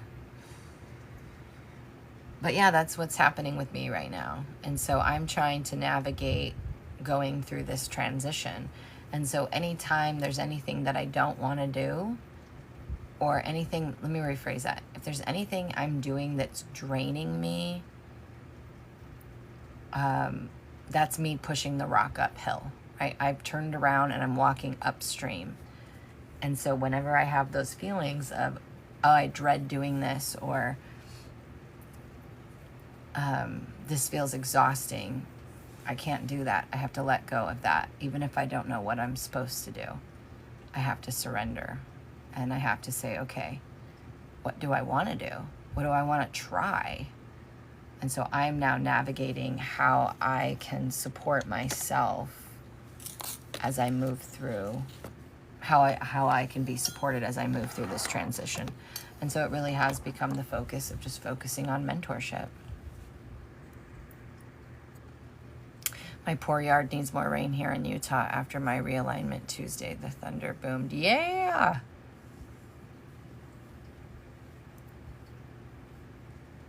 Yeah, it's very interesting. And I will still have fame. Like, it will come in a different way because my books will take off. I mean, I've already published 2 books. I was a co-author in a third. My next book will probably do even better. So there will be notoriety, but I don't want to be in the spotlight. I don't want that anymore. And that was a weird shift for me. But you know what's so interesting as I'm saying this, you know, as someone who has the abandonment wound and who denied herself for so long, when you have this urge for fame and to be on the big stage and have the spotlight on you, that's because you spent most of your life not being seen and also not seeing yourself. But I see myself now. I don't feel the need to be seen anymore because I see myself. And I think that's part of what has shifted so much. And Teal Swan, if anybody knows who Teal Swan is, she talks about this. Actually, I've seen her live. She's a pretty cool chick. But she admits, she's like, I'm on stage because it heals a part of my trauma. You know, I wanted to be famous. I wanted to be seen. I wanted to be the center of attention. I wanted to be the spotlight. And, you know, she is. But my question always was on when she said that was, at what point do you no longer want that? And maybe you don't, or maybe it's too late after you've kind of already been in it. But you know, I've been on the circuits where I've been on the tele-summits and I've been on the podcasts. In 2017, I went from tele-summit to podcast to shows. I was very much in the limelight. I was very much in the public circuit, the healer circuit, and it was great. And I had a business partner, and we were doing these huge retreats. We were doing these huge programs. We were having these $30,000 and $50,000 program launches, and it was great, but it didn't last for a reason. You know, I wasn't able to hold that frequency yet for that long, and so after a couple of years, it broke.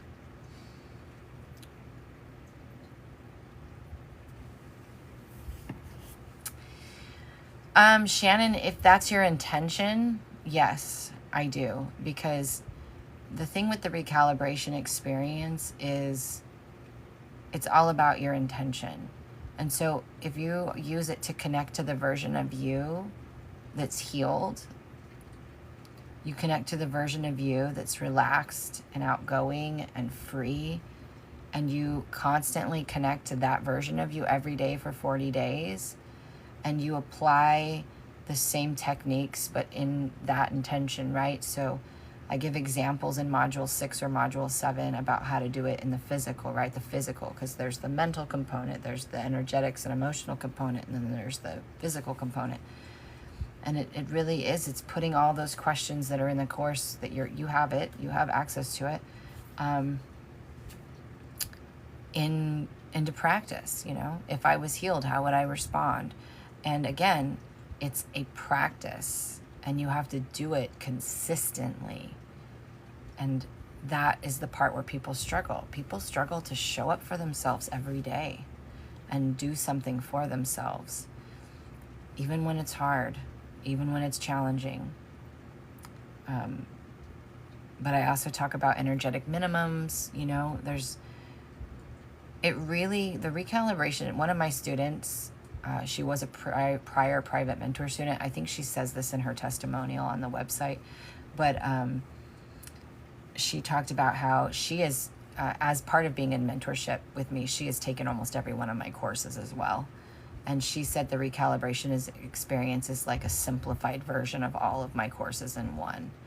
And it truly is that, other than the spiritual development part, like developing your gifts. But yeah, it depends on your intention, whatever your intention is, because that course isn't just about learning how to connect to the version of you that you want to be, but it's tapping into your multidimensionality. It's understanding that everything is happening simultaneously. It's all happening right now. And when you understand that, you can understand that every possibility exists. Every version of you exists. So you're going to tap into different versions of yourself on that journey. It's not always going to be the version of you that you're wanting to be, because there might be a version of you that needs to be seen and heard and integrated so that you can come into that other version of you, right? So I talk about all of this in the course, but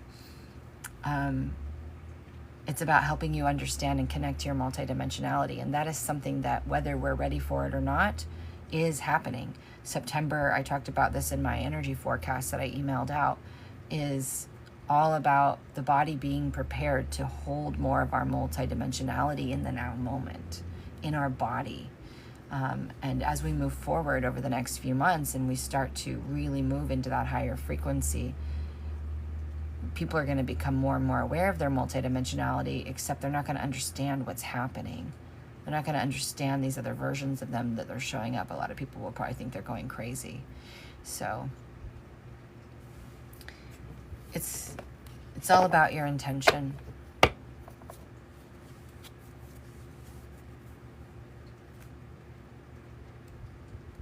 Yeah. Can I combine that with somatic exercises for the body to release stored trauma? I don't know what you mean by that, hun.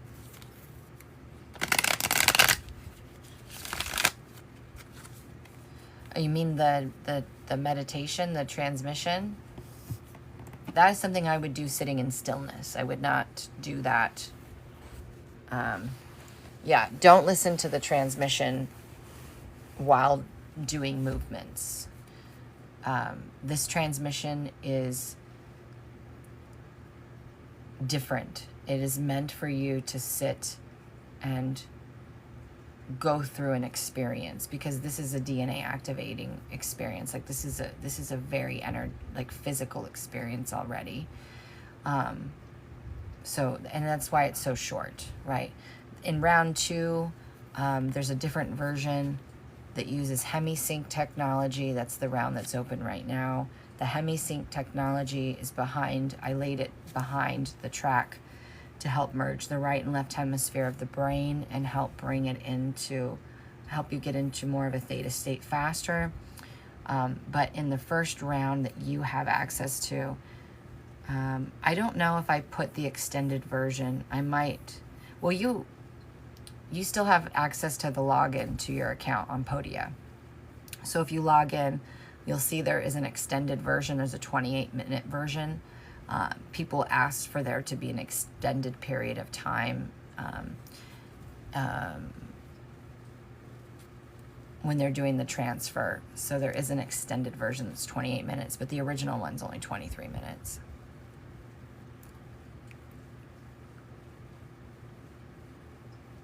Yeah, no. Do somatics at night, absolutely. Doesn't mean you still can't do somatics, just don't do them. Don't do somatics while listening to the transmission is all I was saying. What books did I write? So I have, the first book I wrote is called Become Your Own Superhero. It is a 21-day empowerment guide and journal for children. My son was severely bullied in elementary school and middle school, and I couldn't find a resource for a boy his age or a child his age at the time. So I wrote one and published it. And funny enough, years later, he was in therapy, and come to find out his therapist was using my book to help my own son, and she did not know I was the one who wrote it. So that was a very cool full circle moment. So I have a lot of parents and therapists who read that book to help their children. It's kind of become that kind of resource instead of kids using it. And then I wrote Holy Grail, The Journey Through My Soul's Evolution.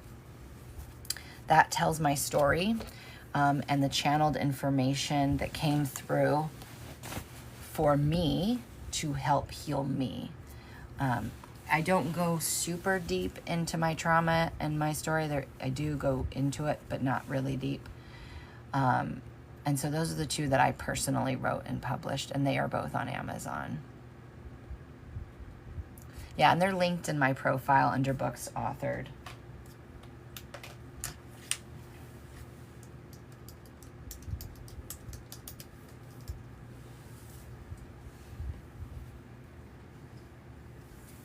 Yeah, the full circle story was really mind-blowing. It was like one of those moments where you're like, oh my God, because she was talking about the book. And then I said, turn it over. And she looked at the picture, and then she looked at me, and then she looked at the picture, and she's like, that's you. I was like, yeah, I wrote that.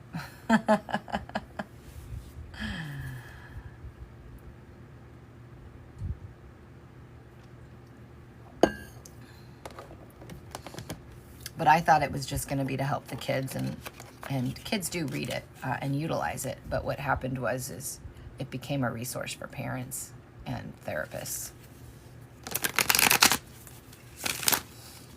I actually donated a bunch of boxes to like the women's shelter for mothers who were abused, where their kids and moms and kids go after leaving abusive homes, you know. So I donated like, I don't know, 100 books to them.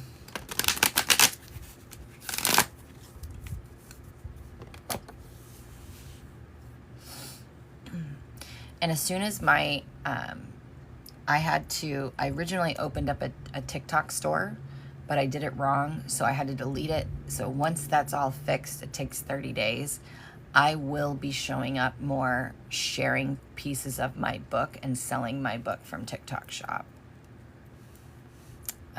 Because this is a great platform to get my books out there more. I was a domestic violence or domestic abuse victim advocate and worked at a shelter like that. That's amazing.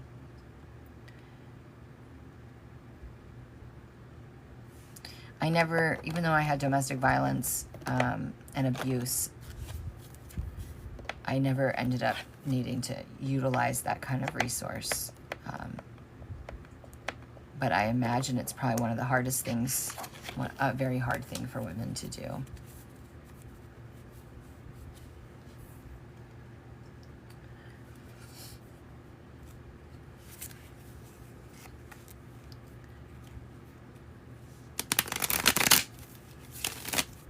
Yeah, I didn't think there was I thought it was the perfect place to donate them.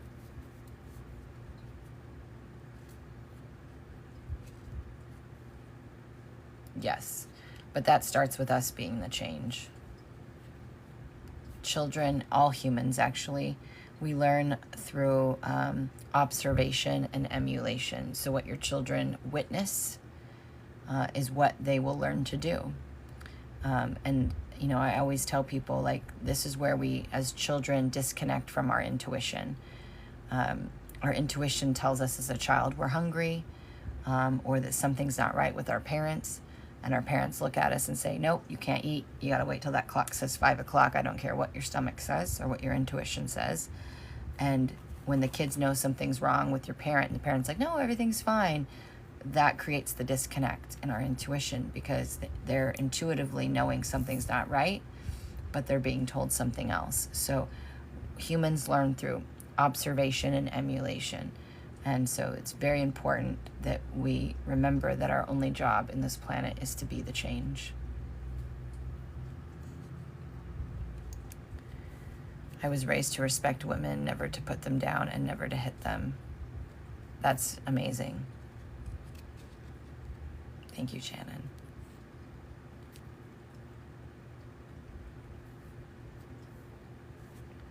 Yeah, you know, I wasn't a perfect mother either. I was 17 when I had my daughter. And I always tell people, like, we're all learning how to be human at the same time.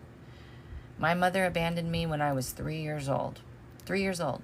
And she told me this year that she didn't want me. That she asked my dad to either let her have an abortion or to put me up for adoption. Do you know how hard that is to hear, even at 45, that your mother wanted to abort you or give you up for adoption? Instead, she just walked out of your life at 3 years old. That's hard. But I forgive her. And I am working on having a relationship with her, because we're all learning to be human. We can only do what we can with where we are in life and where we are in our evolution. It doesn't give people permission, and it doesn't make it okay. But I would rather forgive and not take it personal than to hold a resentment and hold anger and hate in my heart. Because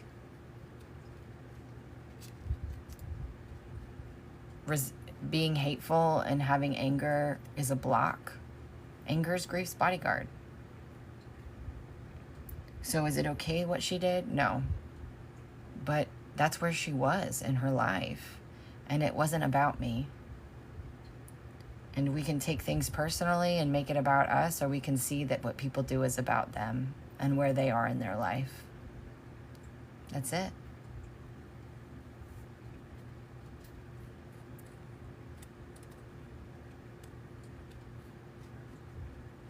Yep.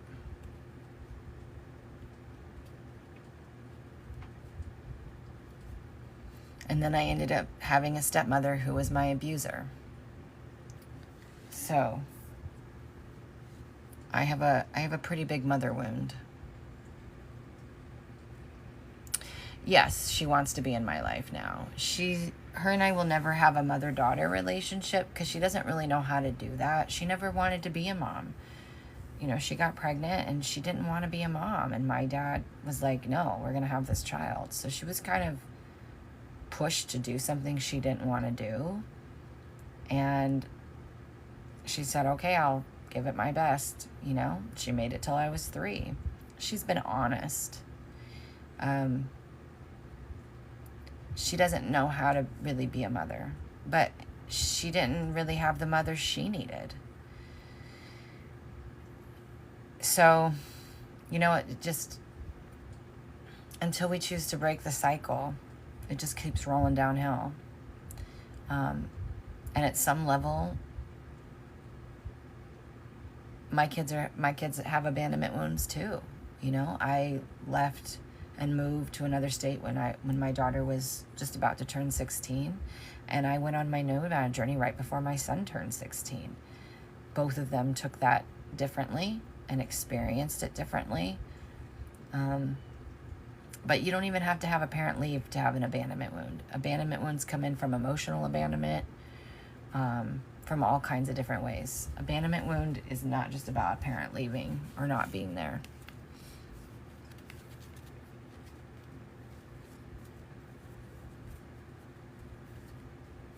Yeah, a lot of people are healers are raised by narcissists. My stepmother was a narcissist. But we talk. When I was in San Diego, we would go kayaking or we'd go to lunch. We text a lot. But our conversations are very surface. We don't go real deep. But there was a couple of years where my mom was going through a really hard time, and I was there for her. You know, I was the one who was there for her because she didn't have anybody else. You know, I don't believe in an eye for an eye. That makes the whole world blind. So I'm here to be the example, and I do what feels good to me. A nomad is someone who does not have a home. I sold most of what I owned. I put half of it in storage, and then later ended up giving away most of that to my daughter and to thrift shops. And I just had whatever I could fit in my car, and I went through 28 states trying to figure out where I wanted to live. Some people do it through van life. I did house sitting, so I was on Trusted House Sitter and Rover, and in order to have a roof over my head, I house sat, or I got a hotel or an Airbnb, or I camped. I did a lot of camping sometimes too, and I just went all over trying to figure out where I wanted to live. But in 2021, I started being called to Texas. No idea why. I would see Texas on TV, I would see Texas license plates. I'd hear people talking about Texas. I was being inundated with Texas. And 3 months into my nomad journey, I ended up in Texas, and that's where I had my ayahuasca ceremony. And I spent 3 months in Texas, and then I would leave and I'd end up coming back, and I'd leave and I'd end up coming back. I've been to every part of Texas you can imagine. And then when I was getting close to the end and I knew I was going to be settling down soon, it was between Texas, Georgia, and San Diego, my hometown.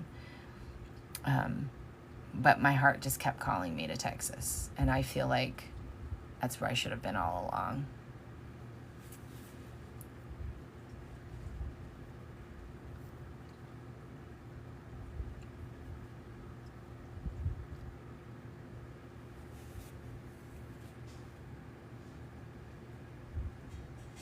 I was taught every child has different foundation. Find the good and go with it. Yep, exactly. But my nomad journey came because after I published Holy Grail, I was making good money. I lived on my own. I was supporting myself. I had left my husband. My coaching business was doing great.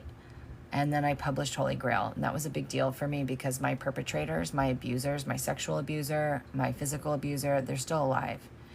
And I had to face a lot of that fear by putting that book out and risking them knowing that they're in the book.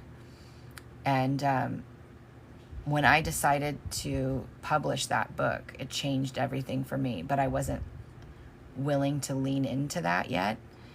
And I still had a lot of fear around it. And so when you don't listen, things start being removed from your life. And everything was removed from my life. I had no money. I had to get churches to help pay my rent the last 2 months I lived in North Carolina. I started selling everything. I literally lost everything again. So I had no choice. I had to leave, and I just put what was left in storage and hit the road and said, well, I haven't been listening, so now I'm being pushed off the cliff. And I spent 2 years facing every fear, every survival fear you can think of, from no money, no food, no place to live, to swings of having tons of money. My car broke. I was able to buy a new car. Everything happened. I started, as soon as I started letting go and trusting, my car broke. How am I going to buy a new one? And then and I would be like, oh, well, the car broke, so there must be a way, or it wouldn't be happening. And then I'd get all these clients would come in, and I was able to put a huge down payment down and buy a car and have it delivered to wherever I was at the time. I think I actually was in Austin, Texas when I bought my new car. So every time something broke or every time something came up, I learned the hard way. Like, the faster you surrender, the faster everything you want comes in. You have to let go of expectations of how it comes in and what it looks like. And you just have to let go. You just have to let go. You have to detach. You have to accept what is. You have to stop fighting. And I was literally beaten down, and I thought, oh my God, I must have been a horrible person in another life. I must be the most horrific person. I must be being punished. And my guides just kept saying, we're not punishing you. We're trying to get you to surrender. And the faster you surrender, the faster this is going to be moved through. And I would fight with them. And I would say, I am surrendering. I am surrendering. And they'd be like, no, you're not. You're pretending to surrender. You're trying to surrender. You're not surrendering. So my next book is about me healing my abandonment wound. It's about choosing me. And understanding how to shift those frequencies, right? And how to work with your fear and all of that. So that's the next book I'm writing.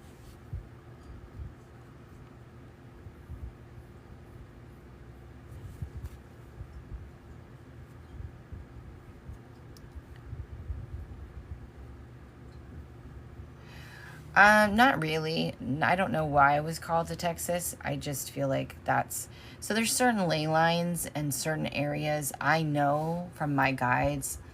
It's the southern states, California, Arizona, not really New Mexico, but Texas, Georgia, Florida, that area. Like, those are the states I'm meant to be in. I'm not meant to be in any other states. It's just where my energy does the best. What did you or understand how to go inside ourselves? I don't understand. Can you reword that? I don't know what you're saying.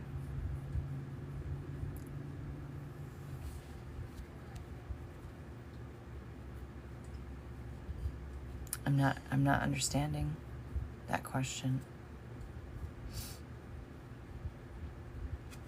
But I settled July 1st, so we're just now into September. So it'll take a little time. But it's just where I feel at home. I just feel that's where I'm meant to be.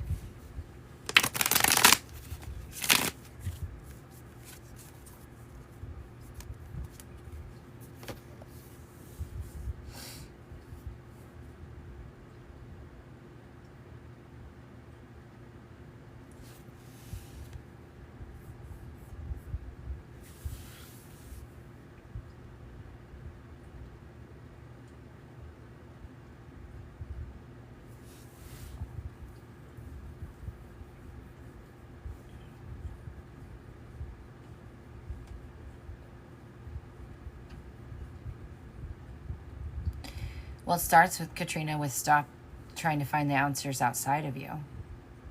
There's nothing outside of you that's going to have the answer. It's saying, it's like putting, it's not quitting, but it's like, I don't know. I don't know what the answer is. It's being okay not knowing. It's being okay in the void. It's being okay sitting in the dark in your own power. Because when you're willing to sit with yourself and be with yourself and just focus on your breath and your sensations and sitting in that dark, the darkness of not knowing, the darkness of uncertainty, the darkness of depression or anxiety or whatever the hell the thing is that you don't want to be experiencing, when you just sit in it, you realize that you are the light. You sit and allow things to come to you. So it's like, have you ever seen someone talk about it? They talk about it in the movie Under the Tuscan Sun, where you can't chase ladybugs, you can't chase butterflies. You have to lay in the grass and be still, and they will come and lay on you. You can't chase anything. You can't seek anything. You have to just sit and be with yourself. Focus on your connection to your breath. Focus on the sensations in your body. That's how you go inside of yourself. You sit with yourself. You be with yourself. And not looking for answers. Just sitting with yourself, being with yourself.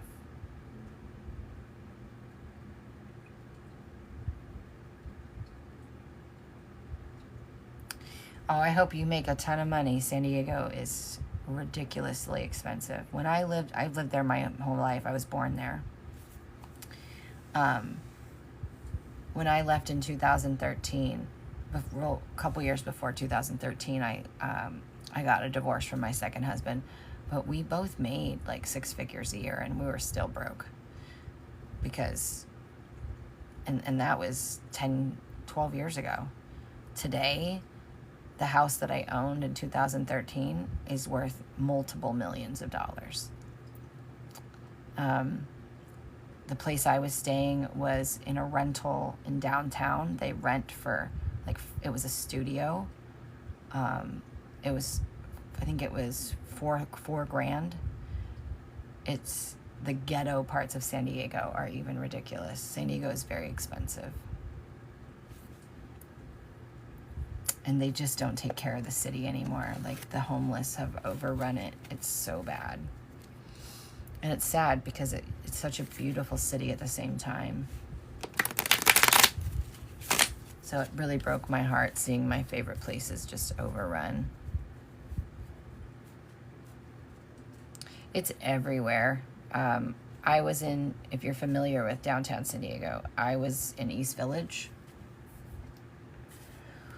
But in East County, where I was born, and other places, I was dating a guy who was in Carlsbad, which is a very hoity-toity neighborhood, and there was homeless there. Like, it's just everywhere. It's so rampant now. It's really, really, really sad.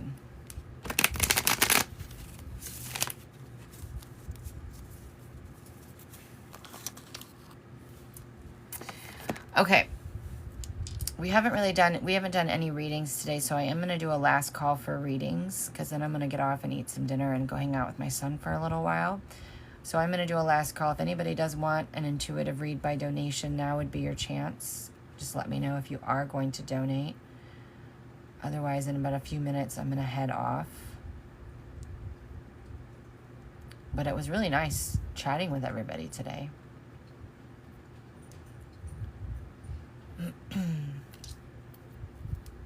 And if you are someone who is looking for mentorship, it isn't something that you can just sign up for on my website. You can read about it, but you will need to email me, and we'll set up a 20-30 minute Zoom session where we can chat about what it is that you want to accomplish in mentorship and see if it's a good fit, because it is a higher ticket offering. Oh, thank you, Rocky.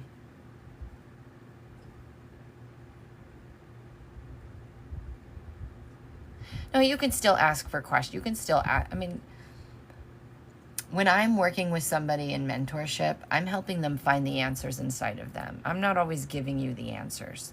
That would be silly. You retain what you work for.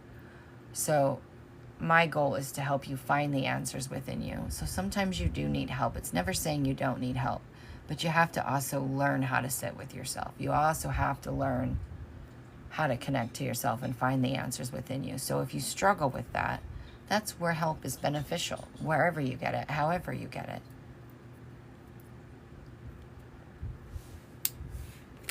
But we're not meant to do this alone. But you can't be dependent upon other people. That's why I quit doing psychic medium readings.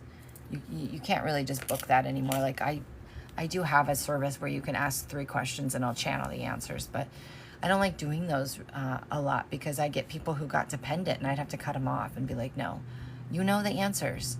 And if you keep coming to me for psychic readings, then you're not doing the work to find the answers and listen to your own intuition, you know? And so I kind of went away from that years ago for that reason. I'm still here. It's been good. We haven't had a whole lot of time together, but I'm going to go make some dinner and we're going to watch a movie and hang out. And then tomorrow I'm taking him to do his behind the wheel to get his driver's license. But I think I'm leaving here Sunday, I think is when I'm leaving.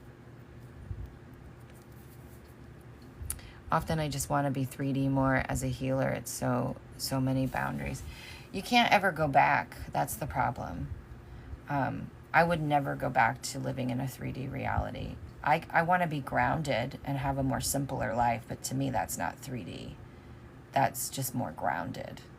But once this can is opened, once this is opened, you don't go back. You don't go back. You need boundaries regardless. You know, you need boundaries regardless. But what's the thing? Once you learn energetic and physical boundaries, there's nothing that will stop you, no matter what you're doing or where you are. Nothing. You won't take things personally. You won't take on other people's bullshit. Will you be perfect all the time? Absolutely not. But majority of the time, you'll be really great. People could be losing their shit and it wouldn't affect you, right? So it's a really important thing to learn, and that's why I said it should be taught in school.